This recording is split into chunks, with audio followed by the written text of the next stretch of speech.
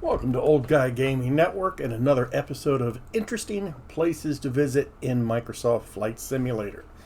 Today, we're going to be visiting the fortress in Israel known as Masada. Now, I'm also going to be demonstrating the Google Maps plugin, which downloads the satellite data from Google instead of Bing. Now, why bother with that? Well, a lot of Google's satellite imagery is just newer and better than Bing. Now, what this plugin does, it's literally only the satellite data. Okay, Flight Simulator has multiple different layers. You have the satellite data, you have the photogrammetry data, you've got the auto gen. Right now, the Google Maps replacement only does the satellite data. It's not going to change any of the objects, any of the auto gen, any of the trees, nothing. Just the satellite imagery. Now, Masada is actually a perfect place to demonstrate what this does. Now, you'll have to forgive me. I'm new at making YouTube videos, so I have no idea how to, I have yet to educate myself on, using a video editor and doing side-by-side comparisons and whatnot. So, to compare for yourself, I'm just going to tell you, go right here to Masada, which is right by the Dead Sea. This is the only little airport right there. Go ahead and take off and compare it for yourself. The default Bing Maps scenery is much darker, and it's also a lot less detailed, especially when you get to Masada.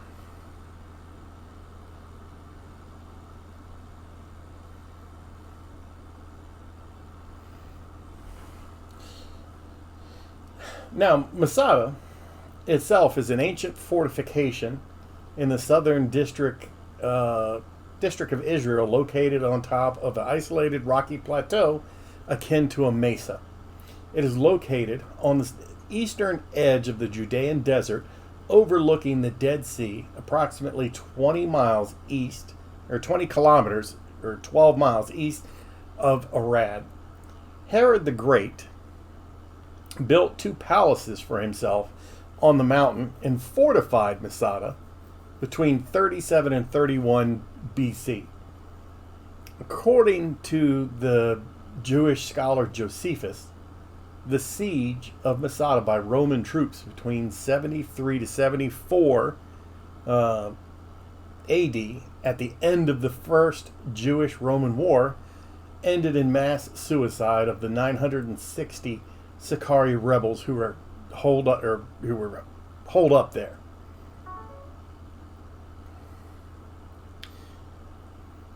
Masada is one of Israel's most popular tourist attractions. During 2005 to 2007, holy crap, I'm going to crash here. During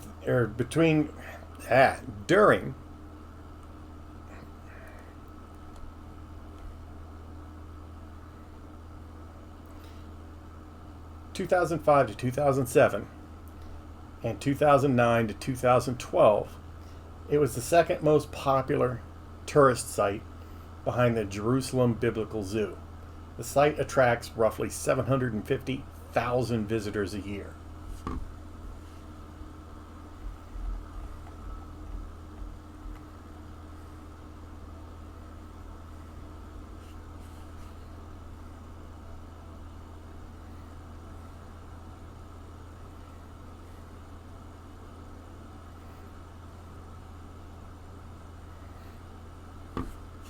Now, the cliff of Masada is, geologically speaking, a horst. And that just refers to regions that lie between normal faults and are either higher or lower than the area beyond the faults. As the plateau abruptly ends in cliffs, steeply falling about 400 meters, or 1,300 feet to the east, and about 90 meters, or 300 feet to the west, the natural approaches to the fortress are very difficult to navigate. The top of the mesa-like plateau is flat and rhomboid shaped, about 550 meters, or 1,800 feet by 270 meters, 890 feet. Herod built a 4-meter, 13-foot high casement wall around the plateau, totaling 1,300 meters in length, or approximately 4,300 feet, reinforced by many towers. The fortress contains storehouses, barracks, an armory, a palace, cisterns that were refilled by rainwater, and 3 narrow winding paths led from below up to fortified gates. Almost all historical information about Masada comes from the 1st century Jewish Roman historian Josephus.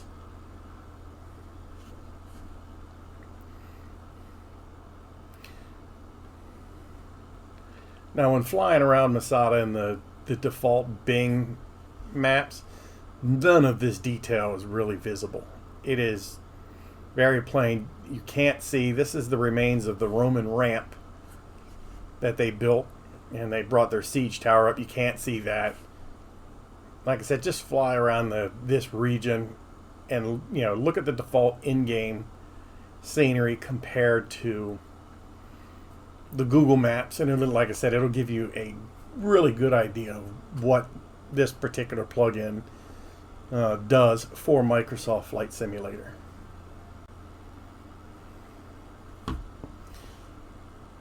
Now, in 66 AD, a group of Jewish rebels, the Sicarii, overcame the Roman garrison of Masada with the aid of a ruse.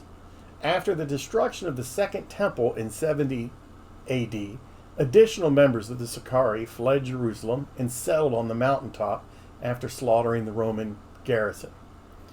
According to Josephus, the Sicarii were an extremist Jewish splinter group antagonistic to a larger group of Jews referred to as the Zealots, who carried the main burden of the rebellion. Josephus said the Sicarii raided nearby Jewish villages, including En Gedi, where they massacred 700 women and children. In 73 AD, the Roman governor of Judea, Lucius Flavius Silva, headed the Roman legion, or the 10th Roman legion Fretensis, and laid siege to Masada. Another source gives the year of the siege of Masada as 73 or 74 AD. The Roman legion surrounded Masada and built a circumnavigation wall all the way around the fortress. So you can actually see the remains of that wall around the fort. Now, you can't really see it. Oops. You can't really see it if we're dead. All right. It's actually, the remains of that wall are much easier to see on this side of the mountain. You can see it right here. So these are the remains of the Roman encampments, but you can see the wall, and there were towers. And so they built this wall all the way around Masada to keep the Jews that were in revolt from sneaking down off the mountain and escaping. And so you can see, like I said, the remains of the Roman encampments.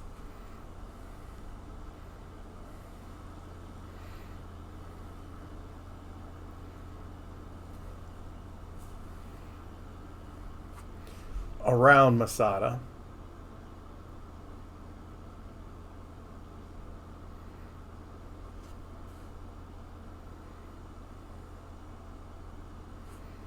And so you can see the walls there. That was probably the main entranceway in and out.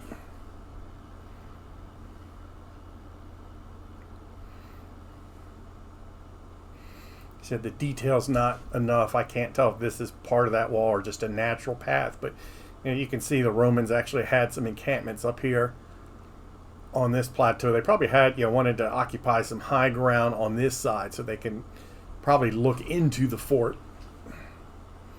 and see what's going on.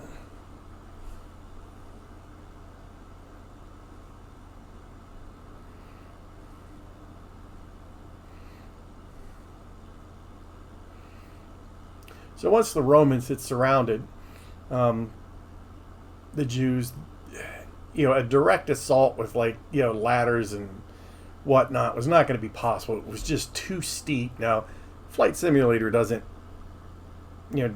really do it justice, but these were far too steep.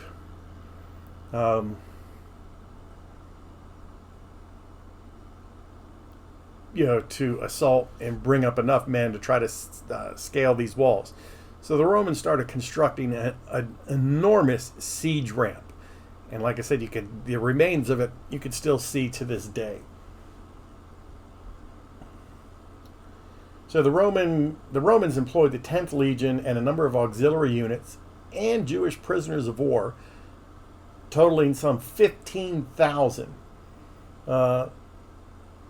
to construct this giant siege ramp. And it took, I think, approximately about 6 months of working day in and day out, piling, dirt, rock, stone, whatever, to build this ramp.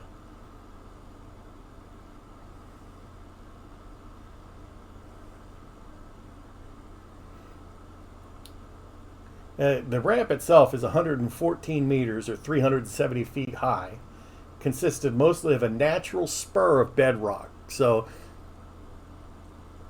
the Romans, it worked smarter, not harder. There was a natural spur of rock coming off here, and they were like, hey, if we build it up, we can turn that into a ramp and get right up to the walls.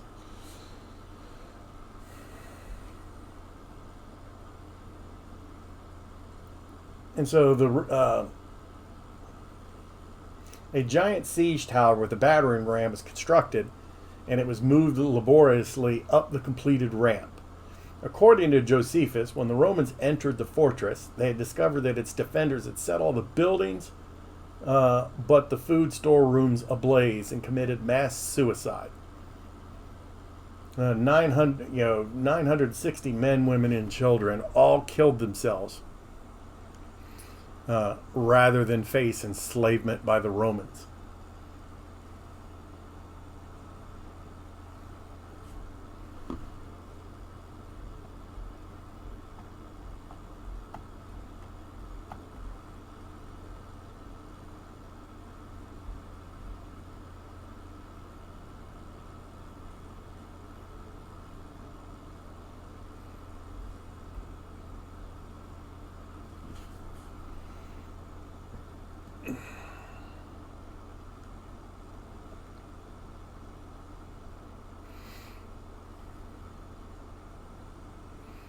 Well, that is going to conclude this episode of Interesting Places to Visit.